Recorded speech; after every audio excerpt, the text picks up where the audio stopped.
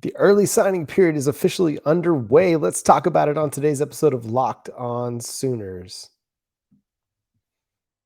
You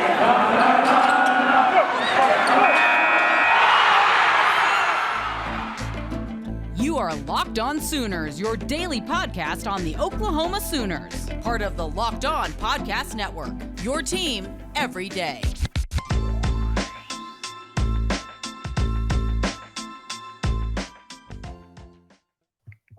What's going on, Sooners Nation? Welcome to the Locked On Sooners podcast, part of the Locked On Podcast Network. Thank you for joining me. My name is John Williams. You can follow me on Twitter at John9Williams. You can read my work covering the Oklahoma Sooners over at the Sooners Wire, and you can follow the show on Twitter at Locked On Sooners and on Facebook, Locked On Sooners Podcast. You can also follow and subscribe to the show for free on YouTube, Locked On Sooners. Check it out. We're just maybe 150 subscribers away from 1,000.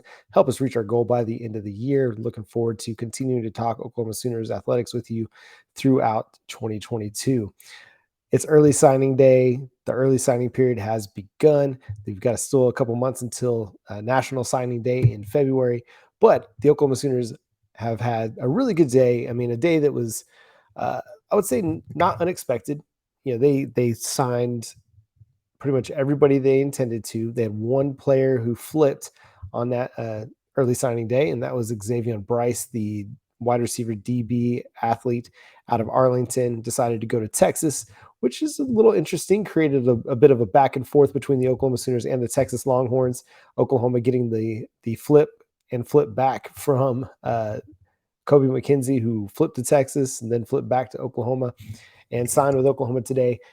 So far, they've had quite a few of their commits sign. Only two players at this point haven't signed. You can see on the graphic there, Gavin Sawchuk, Kobe McKenzie, Jayden Gibson, Nick Evers, Jake Taylor, Jacob Sexton, and Nicholas Anderson have all signed. So has Kip Lewis, Robert Spears-Jennings, Jaden Rowe, Jason Llewellyn, Cedric Roberts, and Alton Tarber. Alton Tarber, excuse me. So far, so good. A really good day. Still waiting on a couple signings from Gentry Williams and Caden Helms, which are expected to sign as well. Caden Helms, for sure, 100% expected. Gentry Williams is still a bit of a toss-up. I think most people expect him to commit to the Oklahoma Sooners, but never know what's going to happen. It's recruiting. These things are like a vapor in the wind. They can change in an instant. But so far, a really strong recruiting class. Oklahoma is currently in the top 10 in both On3's team recruiting rankings and 247 Sports. Let's take a look at 247 Sports team recruiting rankings. There you can see they're 10th behind Texas, Penn State, Notre Dame, North Carolina, and Michigan. What I find really interesting about the top 10 is that Oklahoma is the only one that shows up in the top 10 without a 5-star recruit. And they're just one of 3 teams in the top 10. I'll toggle back and forth between this one and the next with less than 20 commits for 2022. I just find that really interesting. That means that there's a chance that their score in the team recruiting rankings could jump up still, depending on what happens. I mean, there's still several names that could commit to Oklahoma. One of the names, Jaren Kanak, the safety linebacker athlete out of Kansas who has been committed to Clemson, is starting to get more and more momentum, pushing him towards the Oklahoma Sooners over the last week. You know, we talked about it with Parker Thune on Friday, or on the Thursday night episode that also debuted Friday on the podcast side, that Kanak was, being heavily leaned toward Oklahoma by a Kansas State recruiting analyst, someone who's well in tune with what's going on the Kansas recruiting scene. And then you have Steve Wiltfong of 247 Sports, a national analyst, putting in a crystal ball for Kanak to go to Oklahoma as well. So that could be a potentially big time coup for the Sooners. Now, Brent Venables did say that he's not out there actively recruiting anybody that's already committed to Clemson, just out of respect for his relationship with Dabo Swinney. And we talked about it last week. Like, I think that's the integrity move. Obviously it has ramifications for the 2022 recruiting class and the 2023 recruiting class, but I think more specifically 2022. But I think it's going to be something that shines favorably upon Brent Venables not just this year, but in years to come. He's a guy that he's not necessarily looking to do anything underhanded or get one over on somebody. And I think that will ring well and resonate well with parents. They're looking for a guy who's going to take care of their kid.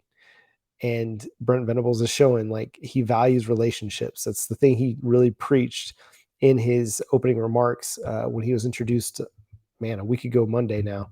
And that's the thing that is going to continue to resonate with parents and kids in the years to come, is that this is a guy that is going to value relationships and value them so much that he'll set aside that competitive edge out of respect for relationships. But he also believes that the relationships are going to be a part of what helps bring Oklahoma back to national prominence. So you got to love a person with a really strong value system that is going to do what he does based on his core values. And that's a sign of a strong leader. So big respect to him. However, that doesn't necessarily mean that, Jaren Kanak isn't going to go to Oklahoma. It just means that Brent Venables isn't out there like trying to chase him down and convince him. Although it doesn't sound like he needs much convincing. He wants to go play for Oklahoma and the Clemson Tigers. And if they're able to score him, that's a huge coup for the Oklahoma Sooners. Another really athletic player that can make a lot of things happen for the Sooners on the defensive side of the football. He projects as a linebacker at the college level, and the dude's got track speed. Like he runs like a 10 or a sub 11 100-yard dash. That's pretty fast. Like, remember, there's football fast, there's track fast. Track fast is a little bit different than even like baseball fast. I remember when I was in high school, I was playing baseball for years, and I decided, I'm a pretty fast runner. I'm one of the fastest guys on our baseball team. I'm stealing bases all the time. They got me in center field. And so I'm going to go try track. I'm going to go see if I can sprint and track. I found out really, really quickly that there was a big difference between baseball fast and track fast. And a lot of football players are track fast too, but it's rare to find guys that are projected to play linebacker that are track fast. Brent Venables and Bob Stoops told a story of Teddy Layman on the Sooner Sports show at Rudy's Barbecue on Tuesday night, sorry. And they talked about how Teddy Layman was fast, like he was 4.4 fast, and that they couldn't believe the times that they were getting on the stopwatch. And so they made him run it again. And Venables relayed like that he was faster as things went down. And so if they're able to get a guy like Kanak who is fast, that's going to be huge for this team. We're already starting to see Brent Venables' footprint or thumbprint on this recruiting class as he's going after guys, that are big time interior players. The Alton Tarber guy, he's a mountain of a man, 6'1.5", 305. If they can continue to build that interior defensive line with dudes that are just huge guys, they've got another one that they're really looking into as well. A big guy that's going to project as a one technique. If they're able to land both those guys and have these big space eaters of the Dexter Lawrence, Christian Wilkins type that he had at Clemson, that's gonna bode really, really well for the Oklahoma Sooners defense in their run defense, and just allowing their linebackers to play clean. And if you get linebackers with the speed that a guy like Kanak has, and then you get these space eaters in the middle, they're going to be able to flow sideline to sideline. They're going to be able to get into the hole quickly and make plays in the backfield. And that's going to bode really, really well for the Oklahoma Sooners. Coming up next, I want to talk a little bit about a few Sooner signees. Now they're no longer commits. They're signees that are recent commits or recent signees for the Sooners. I just want to talk about them and kind of what I've seen on just from some of their highlights and what I like. There's a lot to like about these guys as they come to Norman. We'll talk about Nick Evers, the quarterback. We'll talk about, I'm sorry, blanking on the name, Alton Tarber, the space eater, and Jayden Gibson, the wide receiver as well, coming up next. But first, let me talk to you about NetSuite. This is it, the putt to win the tournament. If you sink it, the championship is yours. But on your backswing, your hat falls over your eyes. Is this how you're running your business? Poor visibility because you're still relying on spreadsheets and outdated finance software. To see the full picture, you need to upgrade to NetSuite by Oracle. NetSuite is the #1 cloud financial system to power your growth with visibility and control of your financials, inventory, HR, planning, budgeting, and more. NetSuite is everything you need to grow all in one place. With NetSuite, you can automate your processes and close your books in no time while staying well ahead of your competition. 93% of surveyed businesses increase their visibility and control after upgrading to NetSuite. Over 27,000 businesses already use NetSuite, and right now, through the end of the year, NetSuite is offering a one-of-a-kind financing program to those ready to upgrade at netsuite.com/lockedonncaa. Head to netsuite.com/lockedonncaa for special end-of-year financing on the #1 financial system for growing businesses. netsuite.com/lockedonncaa. And hey, thank you so much for making Locked On Sooners your first listen every single day. So thankful to have all the new subscribers, the new listeners that have jumped on the show over the last couple months. It's been a lot of fun talking to Oklahoma Sooners football with you. Thank you so much for all the comments in the reply section on YouTube. If you've got a question you'd like me to answer here on the show, I'd love to hear it. I'd love to try my hand at whatever difficult questions you might have to answer or to ask. And again, thank you for the feedback, both the constructive feedback and the positive feedback as well. Always looking to improve the show in any way that I can. So if you've got something you'd like to share, something you feel like I could do better, would love to hear it. Not above it. Still, we're always improving, right? That's the goal, is always improving at whatever it is you do in your life. You're never at a level of perfection. You just got to keep doing it and getting better. So with that, I want to talk about some of these new guys that have shown up on Oklahoma's radar since Brent Venables and Jeff Lebby took over at Oklahoma. And the first one, let's talk about Nick Evers, the quarterback out of Flower Mound. This is a tall guy. From what I've seen on some of his tape, some of his highlights, both from Elite 11 camps and his highlights at Flower Mound, you see a guy that is a mobile quarterback. Obviously, the stats speak for themselves. 20 or 14 rushing touchdowns last year or in 2021 for Flower Mound. But he's a guy that throws with some accuracy. He's got a really good ball. It just smooth out of his hand. Has a bit of a long release. He's not a quick thrower, but I feel like he has a good ability to get the ball on target where he wants it to be and hit his receivers in stride. And I think that's an important aspect for any quarterback, is to be able to put the ball in a place where the receiver can catch it and continue to run with it. What I like about what he does is he puts the ball up high for his receiver. He's not throwing at their waist. He's not throwing low. He's not throwing necessarily at their chest. He's kind of throwing it out where they can hands catch it. And I think that's really good. I think what he can do is speed up his release a little bit. I do like the way he drops. He gets into his drops. He's got really quick and very active feet. Getting into his drops is really smooth. Getting into his drops, whether it's a 3 or a 5-step drop, whether it's on play action, he's able to really quickly reset his feet in play action, even from under center. You look at some of the highlights from Elite 11, and he's able to get to the play action fake, get into his spot, get his feet set, and make a throw. I know we're seeing a lot of of these highlights out of like Quinn Ewers camp and Spencer Rattler and all these different Instagram highlight videos that these kids post where they're making all these trick throws of the Patrick Mahomes variety, and that's all fun. It's I'm not going to sit here and poo-poo on that stuff because it's incredibly hard to do. And it is fun, like these trick throws that these guys are doing. How it translates to a game, I mean, it's going to be rare that it translates to a game. I think what it shows is an ability to make off-platform throws. At the same time, how often did you see like a guy like Peyton Manning do that? Pretty rarely, because he's a guy that understood that fundamentals were his game, like being able to get his feet set, get through his motion, use good technique and good fundamentals is going to make him stand above the rest.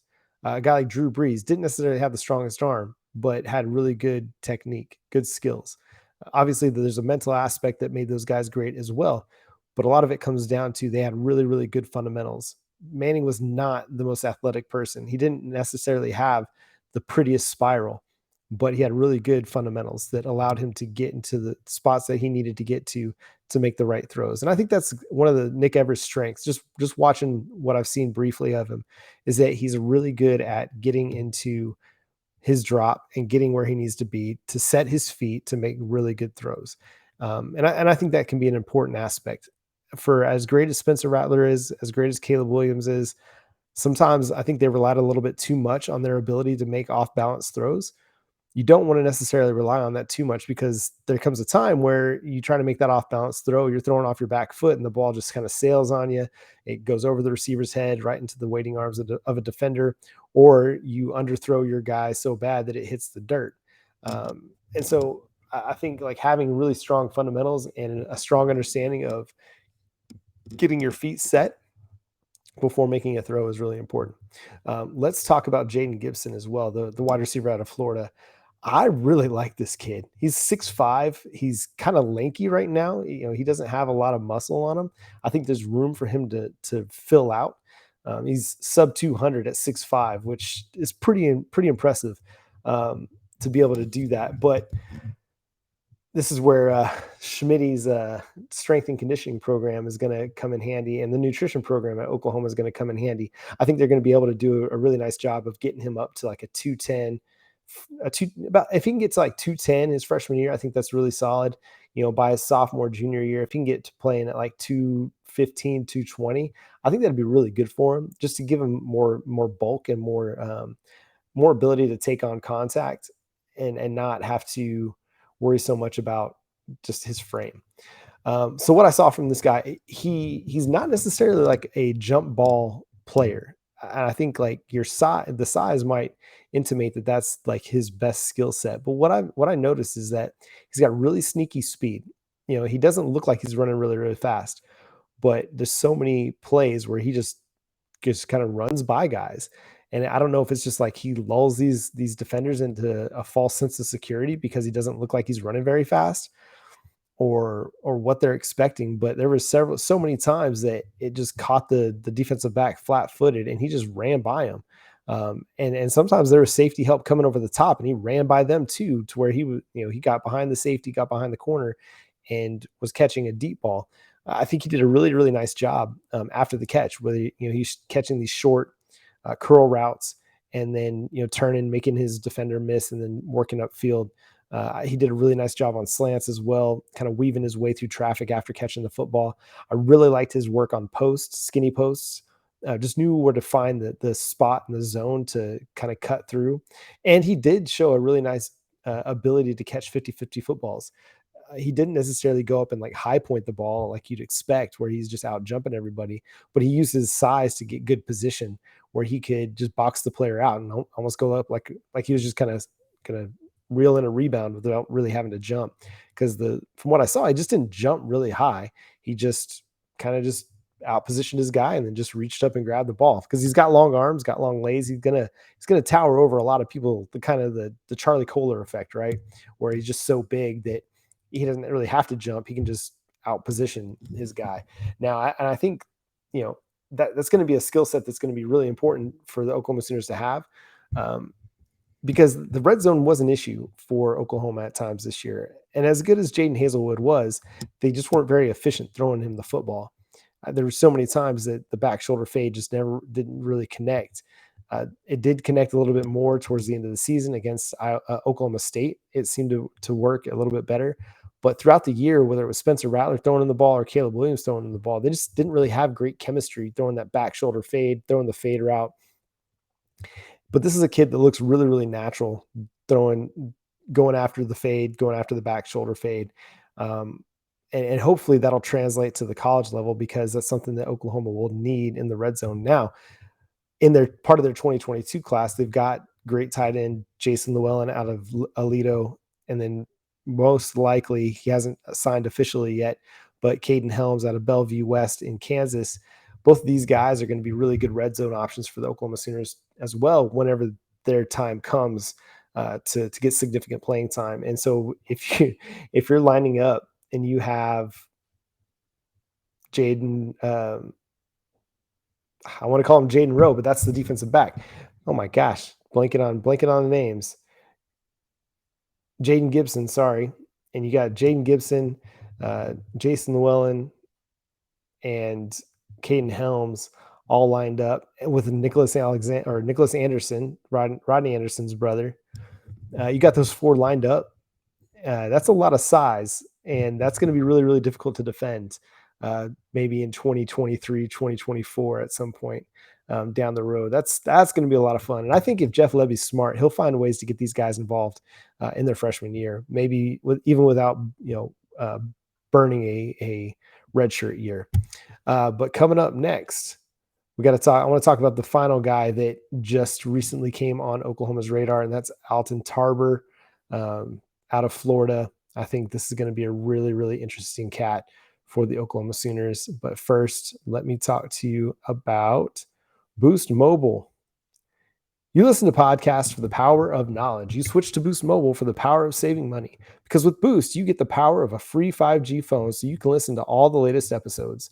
The power of 3 unlimited data lines for $30 a month per line so your family can all harness that brain power too. And the power of one of America's largest 5G networks so you can do it all at the speed of 5G. With all that money you'll save and all that knowledge you'll gain, just how powerful will you become? Switch to Boost Mobile and find out. Get a free Samsung Galaxy A32 5G when you switch to one of America's largest 5G networks. More power to save, Boost Mobile. And I want to talk to you about BetOnline. BetOnline has you covered all season long with more props, odds, and lines than ever before as football season continues its march to the playoffs. BetOnline remains your number one spot for all the sports action this season. Head to the new updated desktop or mobile website to sign up today and receive your 50% welcome bonus on your first deposit just using our promo code Locked On to receive your bonus. From basketball, football, NHL, boxing, and UFC right to your favorite Vegas casino games, don't wait to take advantage of all the amazing offers available for the 2021 season. BetOnline is the fastest and the easiest way to bet on all your favorite sports. It's BetOnline where the game starts. Hey, and make sure to check out the Ultimate College Football Playoff Preview 2021. Local experts, betting advice, and draft analysis. The most comprehensive college football playoff preview begins this Friday. That is tomorrow. If you're listening on Thursday, this Friday. So make sure you're staying tuned to Locked On Sooners, the Locked On Podcast Network, for the Ultimate College Football Playoff Preview. Now, let's talk about Alton Tarver. This dude, I'm excited about him.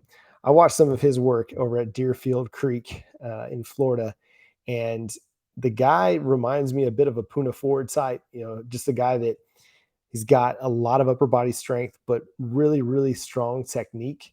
You see him not necessarily always looking to overpower guys. He has really, really good gap integrity, meaning he knows his assignment. And even if he's engaged in the block by the center or the left guard or the guard, that he doesn't necessarily just try to blow by them to make the play. He stays true to his gap. Like he fits into his gap and then reads what the running back's going to do and then disengages the blocker by tossing them aside and making the play. I saw on several occasions where he was lined up as the one technique or the zero technique right over the center, engages the center. As soon as he sees the running back make his cut, just tosses the center out of the way and just pulls him down for the tackle for loss. There's one occasion where he was double teams and because the center was just getting tossed around all game, and the double team engaged and he just overpowered, one of the blockers and the other one didn't have a chance. And he was able to wrap up while still being blocked, was able to wrap up the running back to make the play. So very, very impressive guy. The 300-pound thing, this is as a high school senior. So just imagine what they're going to be able to do in a strength and conditioning program and a workout program and a nutrition program. And this is a guy, you just look at him and he doesn't look like he's necessarily like a huge dude. He doesn't have that like gigantic belly like you see out of most nose tackles. He's a guy that's going to have some room to like fill out with some muscle. And he's an explosive player. Like he's strong and he's explosive. He fires off the ball quick. He engages the blocker really quickly and really strongly. And then he's able to use his power to make something happen once the running back makes his decision on what he wants to do with the football. And I think I'm excited about this for two reasons. While Oklahoma's run defense did improve under Alex Grinch, there were times where the run defense just wasn't as good as you would have liked it to be. It was really good, and it was the better part of their defense this year. The pass defense struggled in 2021, and the run defense was pretty good. I think it finished like top 30 or something like that. But they did it while playing like a lot of one gap techniques where you had your defensive line just kind of shooting gaps and your linebackers trying to come in behind that as well to make plays. I think this is going to serve them well, having a guy that's going to be able to just hold up blockers for their linebackers, Danny Stutzman, uh, for David Agwebu, for any of the guys that are going to still be coming and playing linebacker for the Oklahoma Sooners next year, 2 years from now. I think it's going to benefit them the most to have a guy that is going to be able to just take on two blockers and hold them up at the point of attack and allow the linebackers to run free. Because one of the things that if you'll watch like bad run defense teams or really good running games, is the really good running games are able to get to the second level really quickly and engage the linebacker, and that running back's able to get to the second level and then make a play and then get to the third level in the secondary and make a big play. And so this is one of those things where, yes, Oklahoma was really good as a run defense unit. But I think a lot of it was kind of a lot of it I think was like their guys making individual plays along the defensive front, or the scheme kind of stringing plays out and the linebackers cleaning up. I felt like they were at times susceptible on the interior runs. And so if you get a guy like this, you're going to have a harder time being successful if you're the opposing offense running on Oklahoma's interior.